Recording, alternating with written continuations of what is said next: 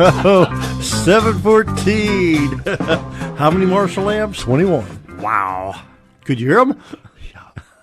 Dale and I are sitting here talking about Guitars and amplifiers. guitars and amplifiers, and I was relating the story that a few years back we went over to Memphis to the Pyramid and watched AC/DC in concert. 21 Marshall And stacks. Angus Young, the guitar player for AC/DC, had 21 Marshall amps stacked up. Wow. Yep. Wow. Yeah, we didn't hear nothing all the way back to probably the Black River. Just sit there and look at each other.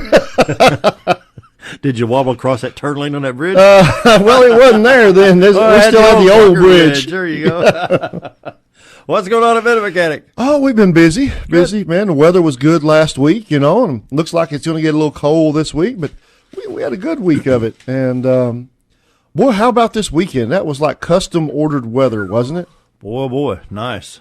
We did 2 classes up there at Barron Creek. I saw the pictures. And the first day it was an all-ladies class on Saturday. And then yesterday we had 8 people, and it was 7 guys and 1 gal.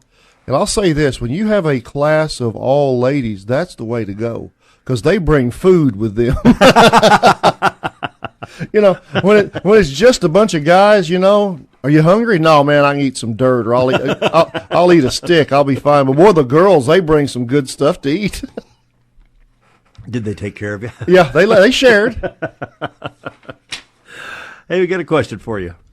What is a steering angle sensor? When my Camry was aligned, they told me it needed to be reset.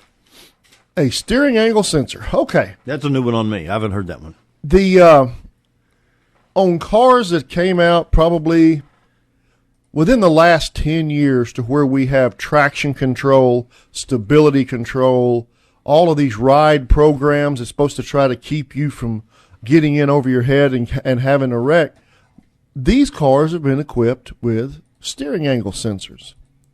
Because the stability control is controlled, of course, by a computer that's in your car. And the computer, to be able to control this thing accurately, has to know where the steering wheel's at. Oh, like a position sensor. Yeah, it's exactly, that's what it is, just a position sensor. And that is a big part of the reason why now we're seeing so many vehicles come out with electronic steering. They don't have hydraulic power steering like what you and I were used to with a power steering pump and hoses and all that stuff. They've got a big electric motor sitting on the rack and pinion unit. And so your steering is done electrically now. Well, the steering angle sensor gives feedback to the computer, tells the computer where your steering wheel is at, what's going on, and then it can correct through the electronic power steering. So, having said all of that, when you align one, when you go in there and do an alignment, if you change, you need to reset that steering angle sensor each time you do an alignment. So it is reset back to 0 when the car is pointed straight ahead. So that way, if you don't reset one and you've done an alignment, all of a sudden you may be going down the road and the computer's thinking you're turning. Maybe it's all 5. These are just numbers I am making up. Maybe it's showing you making a 5-degree, 10-degree turn to the right because the steering angle sensor wasn't reset, but you're actually going straight down the road. And this is not going to be good for this stability program and all that. So all of the newer cars and trucks, you have to reset a steering angle sensor each time it's aligned. Wow. So in the event of an accident, that's really critical to make sure that computer realigns it. Yeah. Oh, you've got to realign that steering angle sensor anytime you mess with the front end like that. Yeah, alignments, or if you had to, like you said, if you had a wreck or something, I would guess you'd probably need to do it then too. But that's what that's about. These stability programs and traction programs are showing up in more and more vehicles. And a lot of times there's a little warning light on the dash that will show a vehicle with 2 little squiggly lines behind it. And that will come on whenever that stability program is active, or sometimes it can come on if there's an issue with it. So it's basically telling the computer what position that rack and pinion is in as compared to the tire that have to be almost a ratio between the tires and the tie rod ends. And it's those steering angle sensors typically are mounted inside the column. Oh, in the steering column. In the column. Wow. Yep. Wow. So that way, if you get on some slicks roads and your car starts to slide a little bit, you know, the steering angle sensor can give accurate information to the computer, and phones are going off on live radio. And it works. It's a good system. It helps people. In some cases, it can help prevent accidents. But anytime your car is aligned, ask about it. Ask about that anytime you have your car aligned. We use our Snap-on scanner to reset steering angle sensors. Yep.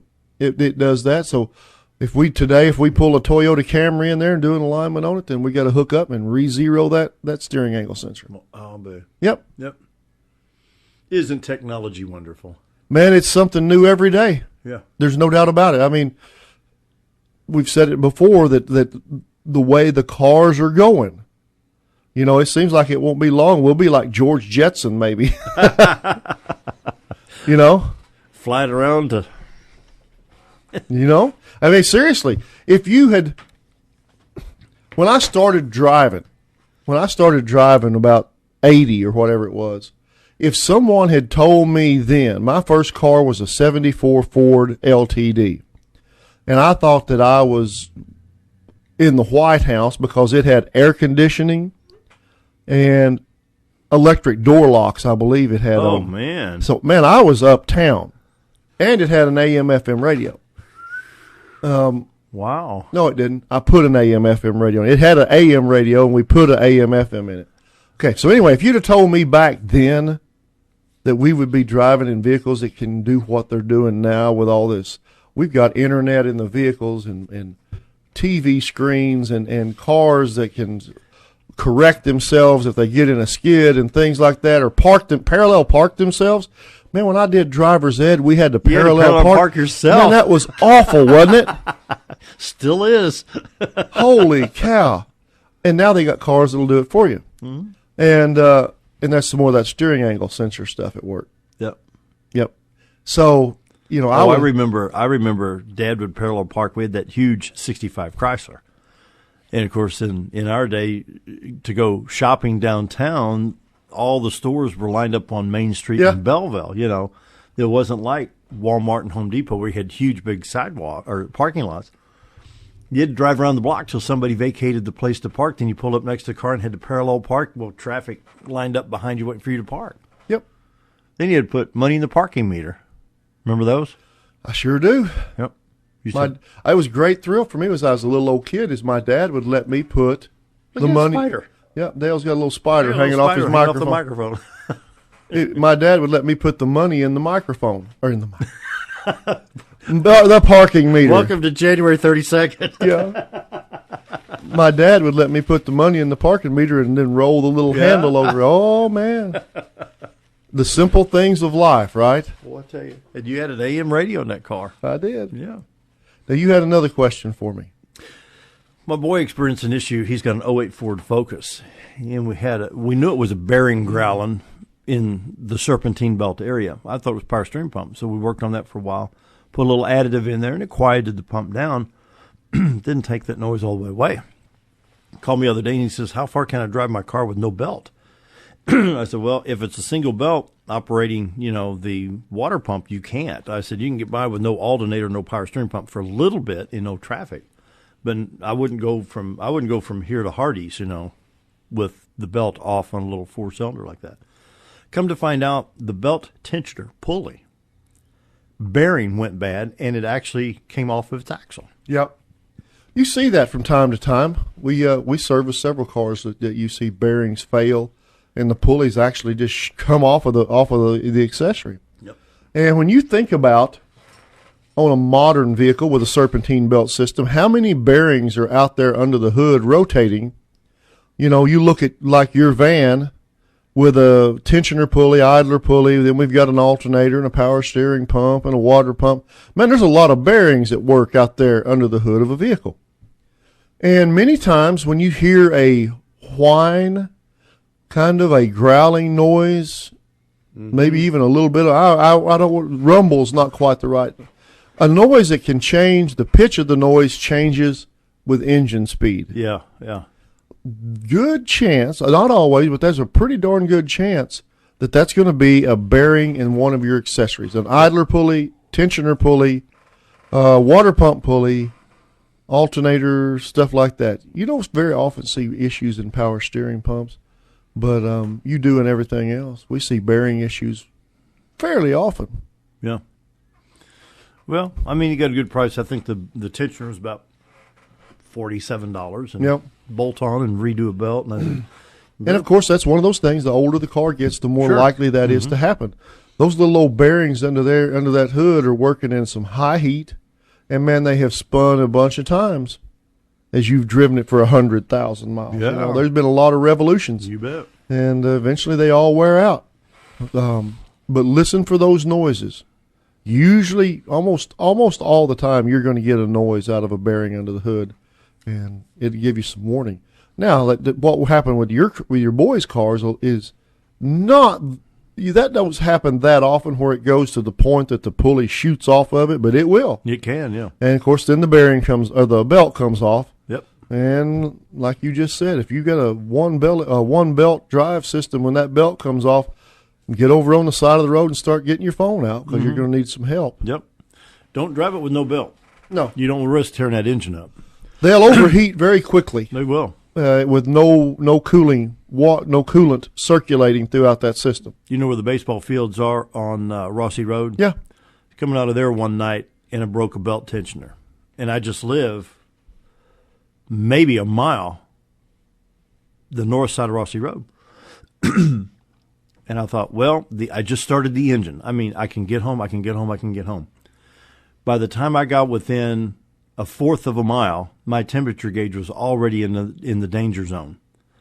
And by the time I got down my road, I gunned it real quick, went to neutral, shut the vehicle off, and stiff-armed it into the driveway to keep that temperature down. Yep. Yeah, they overheat pretty fast with no within antifreeze. a mile, it went to the peg on the gauge. But got by without any engine damage. Yep, but you also started even that's a pretty extreme example. You know, if you're driving down the road and your engine's already hot. Yeah. I was fortunate that the vehicle had been sitting for 3 hours. Yep. And cool So off. if you're driving down the road with your engine's already hot and the belt breaks, then it's going to overheat pretty fast. So be very, very careful. Look at that temperature gauge. You know, you might be able to drive a very short distance, but don't push your luck. Especially aluminum engines, aluminum heads, you don't want to mess them up. It's not worth doing $2,000 or $3,000 worth of damage to your engine over a $50 belt tensioner. Yeah. Well, I got a minute and a half. I need to talk real quick about getting folks in for oil change, wiper blades, check those lights, air up the tires. Yeah. We do all of that stuff. We have been doing a lot of brake work here lately. You know, it really? seems like we've been on a roll with that. If you've got any questions about your brakes, give us a shout. We can take care of any issues you have. We always use Wagner thermoquiet brake pads, those things. We've been using them up there for in excess of 10 years, probably closer to 15 years. And, of course, Wagner has updated their pads at times, but we have still stuck with that same brand because we have not yet found anything better than thermoquiets. They wear really good. And they don't turn your wheels black. They don't turn your wheels black, and they live up to their name of being quiet. People get really, really obsessive with brake noises, and the cheaper you go with brake pads, the more likely you are to have brake noises. You know, if that's just the nature of the beast. Yep, that's how it is. You get that new piece of chalk on a chalkboard that squeak, squeak, squeak, squeak type effect. Yep. Minute Mechanics located Highway 201 North. They're across from Salvation Army. They're in the garage this week. Well, there it is. Monday through Friday. No holidays this week. Not a one. Not a one. Darn it. They're there 8 to 5 Monday through Friday. Give Mike a call at 425-3135. Mike and the gang are anxious to get you in and get your vehicle back on the road. All major brands motor oil, top quality filters. Absolutely. Transmission service, cooling service, radiator We flush. do radiator flushes, transmission services, brakes, shocks, belts, hoses, alignment work. We do lifts and leveling kits on some four-wheel drives. And we do a lot of different things up there. If you've got a question, give me a shout. Give Mike a call at 425-3135. That brings us up to news time. We'll be right back.